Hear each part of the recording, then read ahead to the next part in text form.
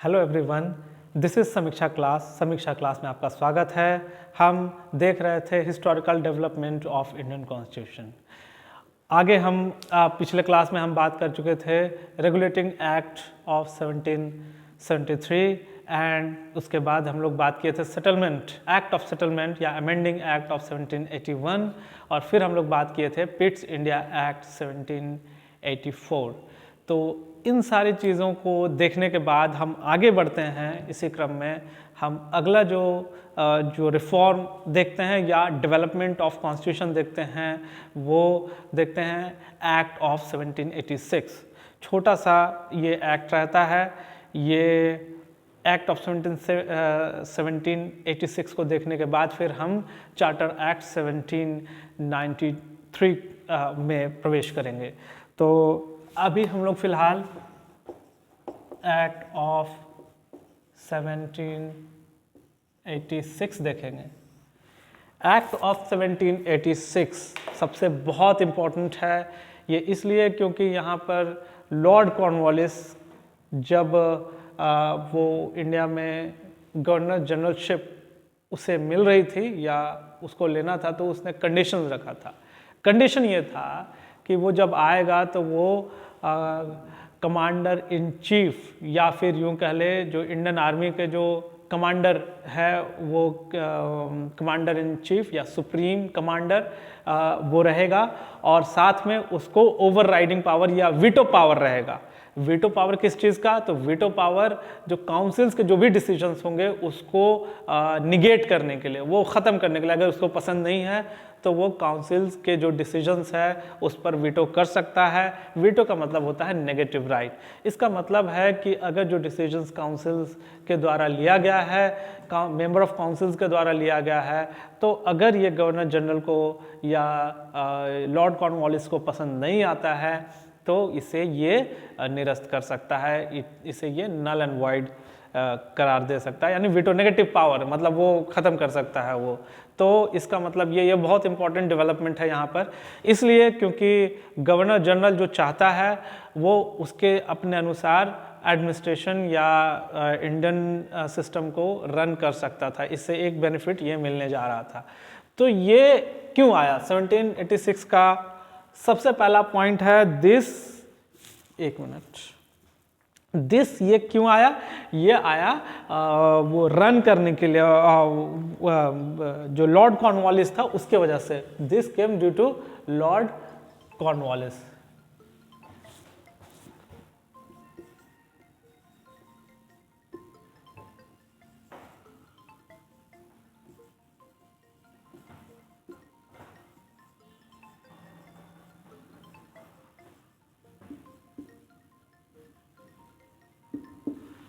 ये lord Cornwallis के वजह से आया। इसमें क्या कंडीशन रखा था उसने कि वो commander in chief of Indian army वो चाहता है, वो मतलब उसको वो पावर मिले, तो ही वॉज गिवन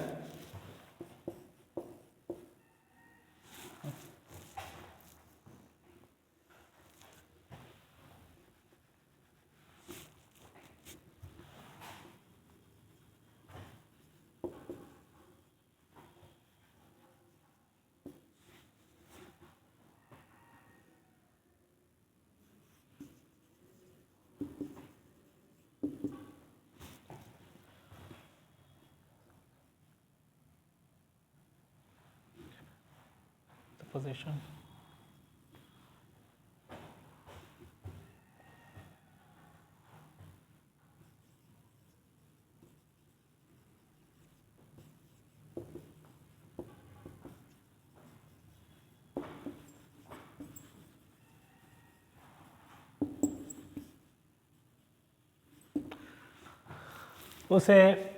उसको मतलब वो पोजीशन या पोस्ट या पावर वो दिया गया कि वो commander in chief of Indian army के भी वो शक्तियां उनके पास हो।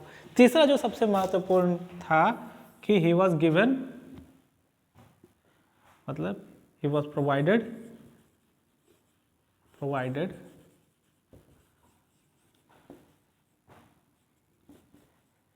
with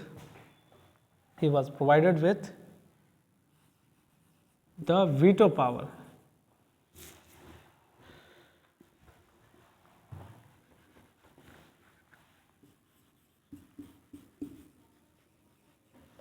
So that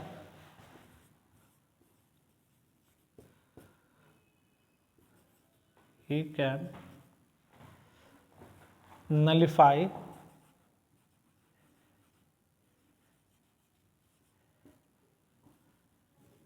the decisions taken by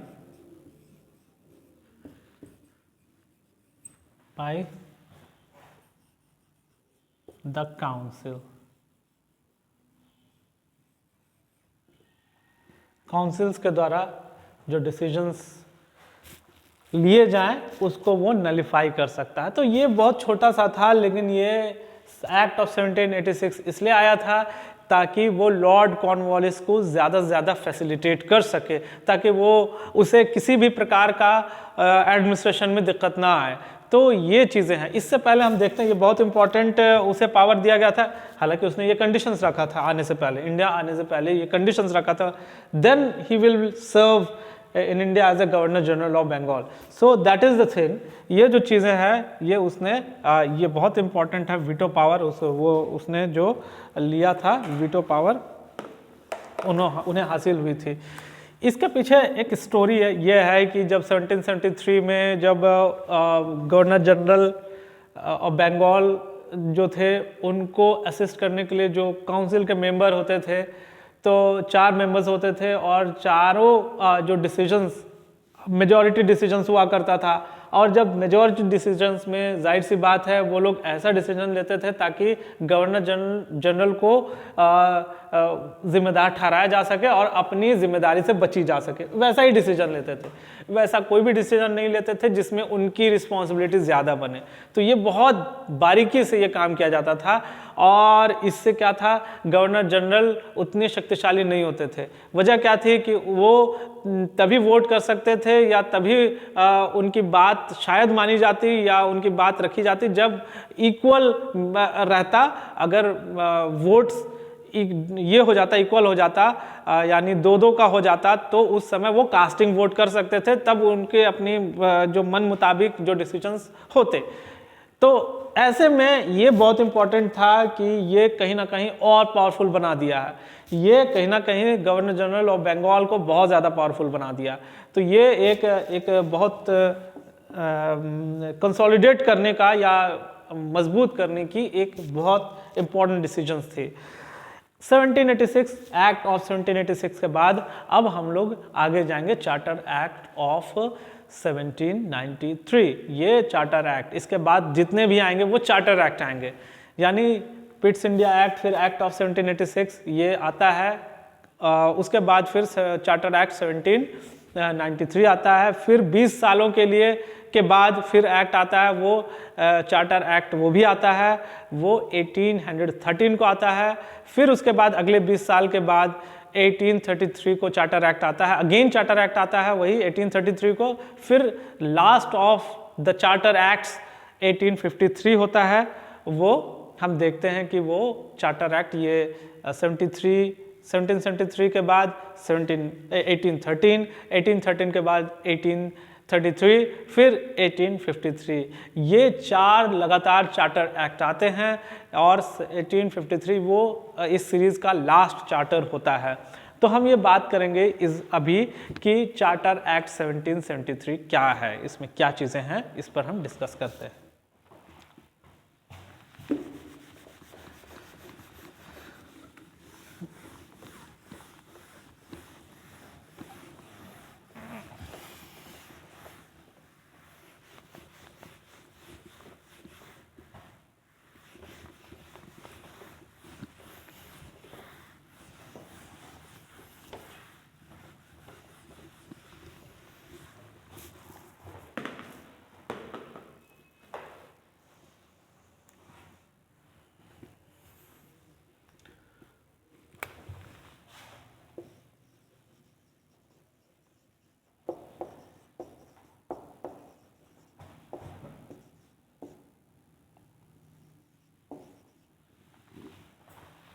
charter act of 1793, charter act of 1793 यहाँ पर हम लोग डिस्कस करेंगे। ये सबसे इम्पोर्टेंट चीज़ है, अभी मैंने बताया कि वीटो पावर दे दिए गए और फिर वीटो पावर के माध्यम से अब गवर्नर जनरल और ज़्यादा सशक्त हो गया, वो डिसीजंस और भी क्लैरिटी के साथ और ऑब्जेक्टिविटी के साथ लेने शुरू कर दिए। तो हम ये चार्टर एक्ट ऑफ 1773 में ये देखते हैं कि इसी चीज़ को जो 1786 में जो वीटो पावर दिए गए गवर्नर जनरल्स को, फर्दर और भी जितने आते गए गवर्नर जनरल्स ऑफ बंगाल, उनको भी इसको एक्सटेंड करने की क्रिया यहाँ से शुरू होती है। इसका मतलब ये है कि ये जो वीटो पावर था, ये जो असाधारण शक्ति थी, तो इसको एक्सटेंड करने का यहाँ से हम देखते हैं, इसको फिर एक्सटेंड कर दिया जाता है और ये सारे गवर्नर्स को भी एक्सटेंड कर दिया जाता है, जो विभिन्न प्रेसिडेंसीज में रहते हैं उन्हें भी वो एक्सटेंड कर दिया जाता है। तो ये हम यहाँ पर सबसे पहला पॉइंट हम ये देखते हैं कि this veto power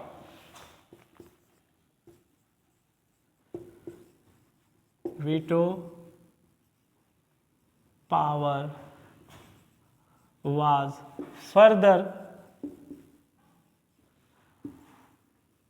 extended to all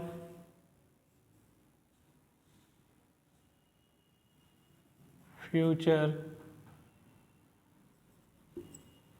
governor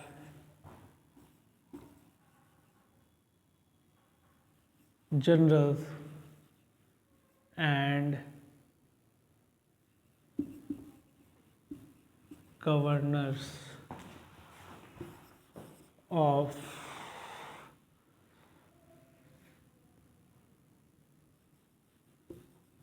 other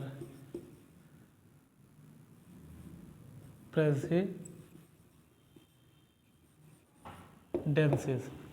जो प्रेसिडेंसीज ऑफ, यहाँ पर mainly presidencies of Madras and Bombay की बात कही गई है कि ये जो गवर्नर जनरल्स को जो वीटो पावर जो मिले थे उसको एक्सटेंशन होता है।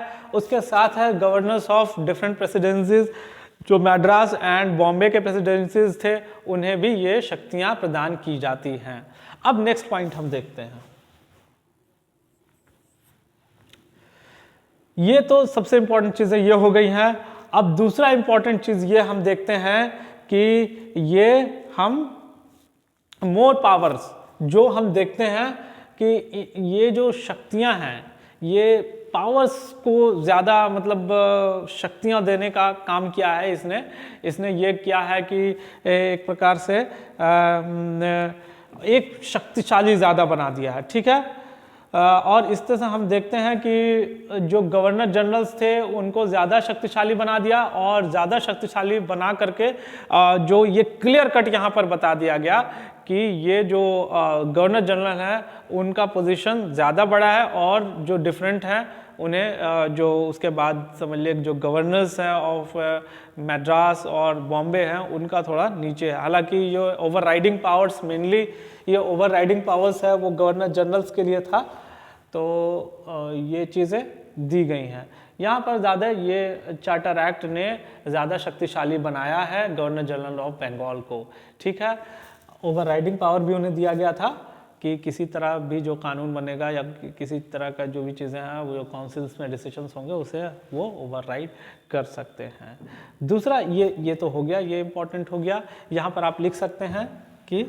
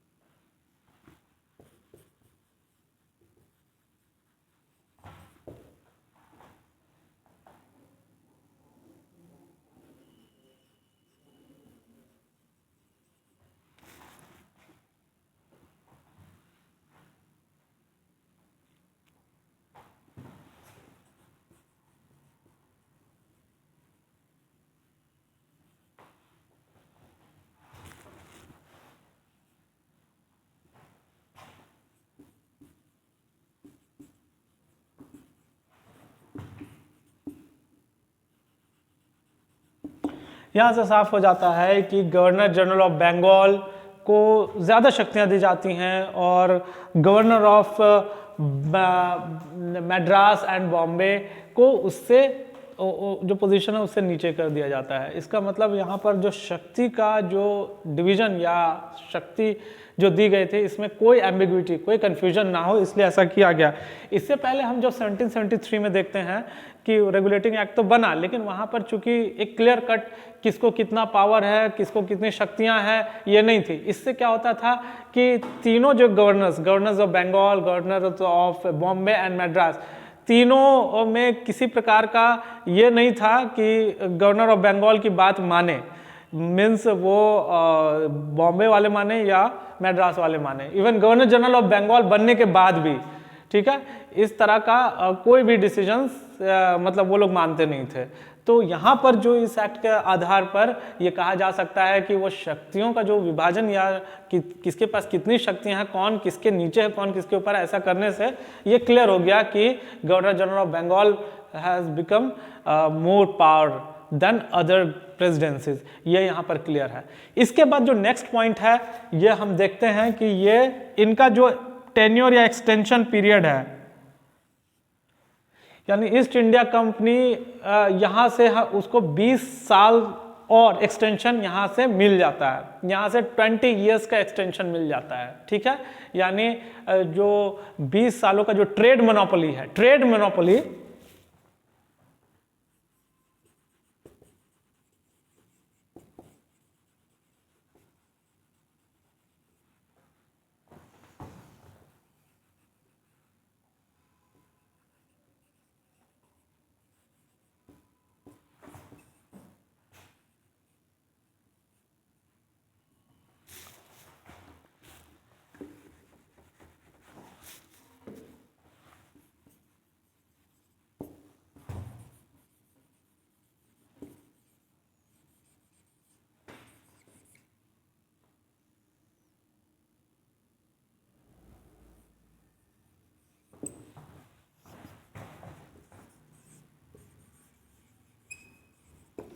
ये 20 सालों के लिए उन्हें 20 इयर्स है, ये 20 इयर्स के लिए उन्हें ट्रेड मोनोपोली उनको मिल जाता है, वो यहाँ से ये अगला 20 इयर्स के लिए। तो यहाँ से हम देखते हैं कि ईस्ट इंडिया कंपनी को जो उन्हें व्यापार करने का एक अधिकार है वो अगले 20 वर्षों के लिए उन्हें इस चार्टर एक्ट यानी चार्टर एक्ट ऑफ 1793 के माध्यम से उन्हें मिल जाता है अगला 20 सालों के लिए। ये चीज़ें हम देखते हैं। चलिए इसको मिटा लेते हैं।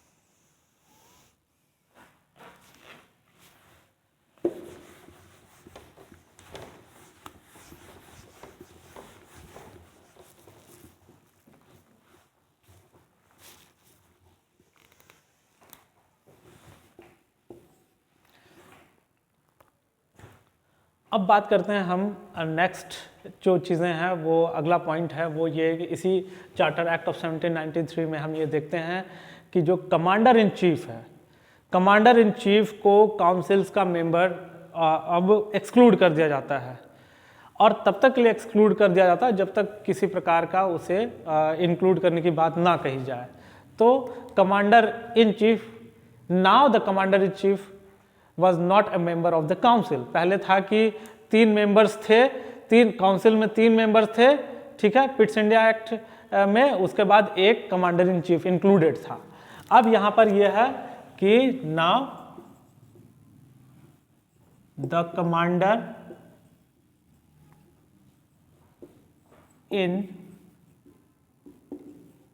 Chief is not the part of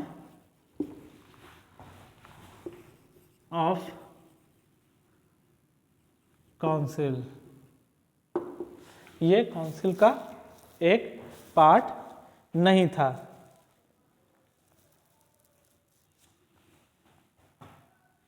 council का एक पार्ट नहीं था, अनलेस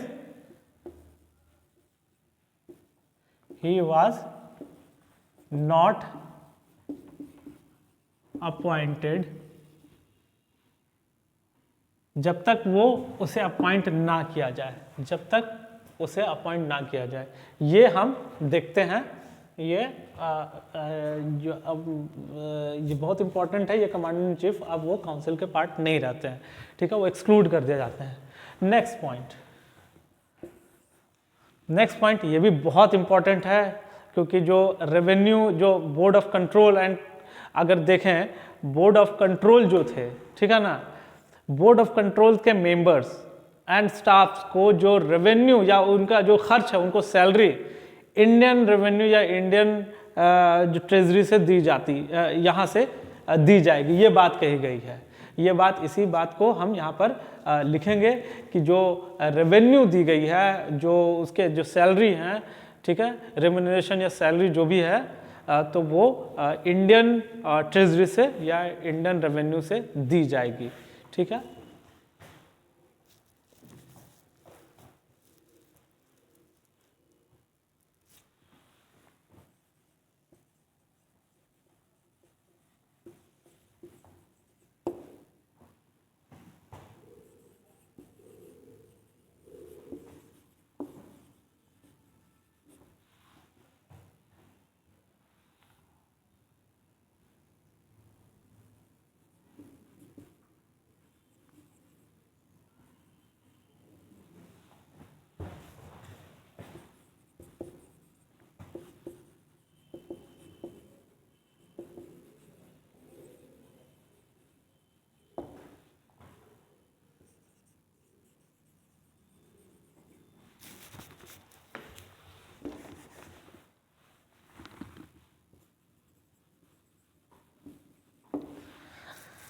तो हम ये देखते हैं कि जो मेंबर्स हैं बोर्ड ऑफ कंट्रोल और उसके स्टाफ्स, उन्हें जो पेमेंट की जाएगी वो इंडियन रेवेन्यू से पेमेंट की जाएगी। बहुत इंपॉर्टेंट है, इंडियन रेवेन्यू से पेमेंट की जाएगी, ठीक है। तो आइए चार्टर एक्ट ऑफ 1793, हम नेक्स्ट क्लास में हम बात करेंगे कि चार्टर एक्ट 1813 एंड 1833 किस प्रकार से उसमें कॉन्स्टिट्यूशनल डेवलपमेंट होता है। आज के लिए बस इतना ही। Thank you very much.